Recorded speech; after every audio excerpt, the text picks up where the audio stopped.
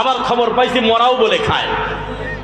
শকুন তো চলে গেছে, কিন্তু শকুনের চাইতে বেহায়া হলো আমাদের দেশের দুই ধরনের খানা যারা খায়, একটা হলো বরযাত্রীর খানা, আর একটা হলো মৌতি খানা।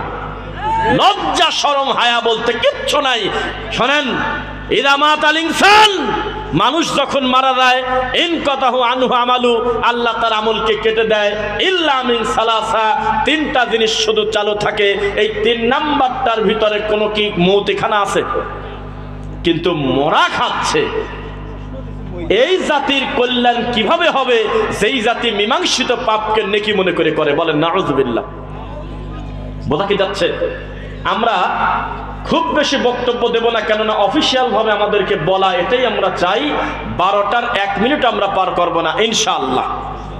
তো যে কথা বলতেছিলাম, রাসূল সাল্লাল্লাহু আলাইহি ওয়াসাল্লামের সুন্নাহ আপনারা পালন করবেন তো ইনশাআল্লাহ? যদি বাপের বিরুদ্ধে যায়, যাক। এবার একটা কথা, যেই লোকটা বলতেছে ফিতরা দেব টাকা দিয়ে, ও কিন্তু এই কথা জীবনে বলে নাই যে আবু বকর যেহেতু টাকা দিয়েছে আমিও দেব, বলছে? বোঝে না। যেই লোকটা ফিতরা দিচ্ছে টাকা দিয়ে, সেই লোকটা কোনোদিন কি আপনাকে বলছে যে উমর রাদিয়াল্লাহু আনহু দিয়েছে তাই আমি দিলাম? বলছে? তাহলে সে তো আপনাকে ধরে পারে বুঝাই দিচ্ছে এটা তার নিজের নফসের কিয়াস, এটা মূলত মুহাম্মদ সাল্লাল্লাহু আলাইহি ওয়াসাল্লামের সিদ্ধান্ত না। আল্লাহর নবীর সময় দিনার দিরহাম ছিল, এরপরেও নবী উচ্চারণ করেছেন আরবিতে তোআম মানে খাদ্য।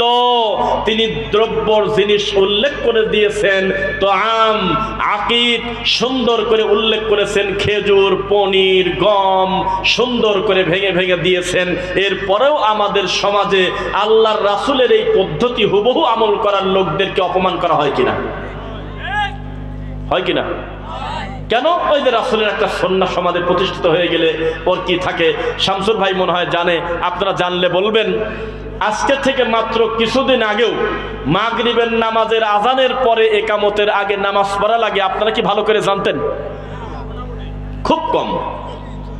বেদাতীদের ভিতরে এটা কিন্তু পুরাটাই অজানা ছিল। তো বুখারীর হাদিসে যখন দেখলো যে বাইনা কুল্লি আযানাইনি সালাহ, প্রত্যেক 2 আযানের মাঝে নামাজ আছে, তখন এই বেদাতি দেখলো যে কিছু কিছু মসজিদে আজানের পরে একদিকে লোকজন ওযু করে আর কিছু ব্যক্তি 2 রাকাত সালাত আদায় করে।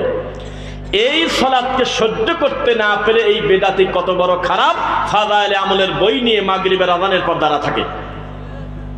কেউ কি সাক্ষী আছেন? দেখেছেন ঢাকা শহরে? দেখেছেন?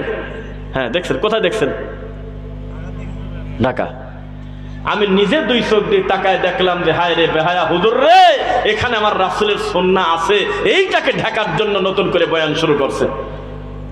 মনে রাখবেন, বেদাত হলো মিষ্টি, এটা হলো সিটি গোল্ডের মতো চকচক করে। ওই উদাহরণটা আপনাকে আবার দেই। চট্টগ্রাম অথবা ফেনীর একটা সিসিটিভি ফুটেজের ভিডিও, এখন তো মাঝে মাঝে ভিডিও লিক হয় কিনা?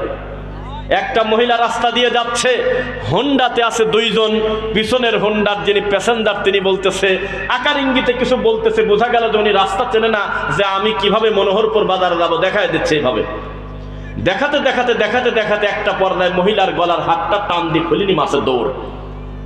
তো মহিলা পিছন পিছন কান্না করে দৌড় দেওয়া উচিত না? যে আমার গলার হার নিয়ে গেল, সহ্য করতে না পেরে তো উল্টা পাল্টা করবে, লোকজন ডাকবে। এখন দেখা যায় মহিলা হাসতেছে, লোকজন দৌড়ে চলে আসলে, হারে মহিলাটা পড়ে গেল। বলতেছে তুমি হাসো কেন? তোমার গলার চেন নিয়ে চলে গেল, হাসো কেন? City gold. আমার খালি দুঃখ লাগতেছে, ওরা আমাকে ফলো করতেছে প্রায় আধা ঘন্টা আগে থেকে। আধা ঘন্টা ধরে আমাকে বিভিন্ন গলি গলিতে ঘোরাচ্ছে। তা আধা ঘন্টা ধরে যে তেল ফোরালো, সে তেলের দামও তো হলো না, আমি কিনছি হলো 220 টাকা দিয়ে। এর জন্য এত কষ্ট করে মানুষ। এই বেদাতি কবে বুঝবে আল্লাহর নবীকে হুবহু অনুসরণ করতে হবে? আমার সুযোগ আছে, আমি খাদ্যদ্রব্য দিয়ে দেব। ফকির যদি বলে আমি ঈদের দিন এত চাল দিয়ে কি করবো, আপনি বলবেন যে তুই সোজা চলে যা, পিছনে তাকাবি না, আর একটা ফকির দেব। এত পণ্ডিতি কিসের? রাসূলকে হুবহু অনুসরণ করার ব্যবস্থা যতদিন থাকবে, কোনো দিন আমরা পরিবর্তন করব না ইনশাআল্লাহ। আল্লাহর রাসূলের পদ্ধতিতে সালাত আদায় করে মাসরুম জিকির করব, দোয়া পড়ব। যে যার মতো করে জিকির করব। আল্লাহর এই পৃথিবীতে যত বিশুদ্ধ কিতাব আছে সব কিতাবে একটা অধ্যায় আছে বাবুল যিকরি বা'দাস সালাহ, প্রত্যেক নামাজের পরে আল্লাহর নবীর জিকিরের অধ্যায়। সেই অধ্যায়ের ভিতরে আছে সুবহানাল্লাহ, আস্তাগফিরুল্লাহ, আল্লাহু আকবার, লা ইলাহা ইল্লাল্লাহু ওয়াহদাহু লা শারীকা লা, লাহুল মুলকু ওয়া লাহুল হামদু ওয়া আলা কুল্লি শাইইন কাদির। কত সুন্দর সুন্দর দেওয়া জিনিস আছে, এগুলো বাদ দিয়ে গায়ে বান্দার লোক মনে করছে আসসালামু আলাইকুম রাহমাতুল্লাহ, আল্লাহুম্মা আমিন, বিহাক্কি লা ইলাহা ইল্লাল্লাহ। সবই খারাপ, সবাই মিলে তোলাও খারাপ, আবার হাত মুখে মাসেজ করতেছে, চুমা খায়। দেখেছেন নাকি? আর যারা বেশি বুজুর্গ তারা এইভাবে হাতের আঙুল করবে। কতজন যে কিভাবে কত স্টাইলে মোনাজাত করে আপনি সিসিটিভি ফুটেজ নিয়ে আসেন, দেখা দেই। হুজুর আধা ঘন্টা ধরে মোনাজাত করে আর এই মুসল্লি আঙুল ফুটায়, করের ভিতরে চুলকায়, এরকম করে কিভাবে আল্লাহর কাছে এভাবে চাওয়া হয় তা জানি না আমরা।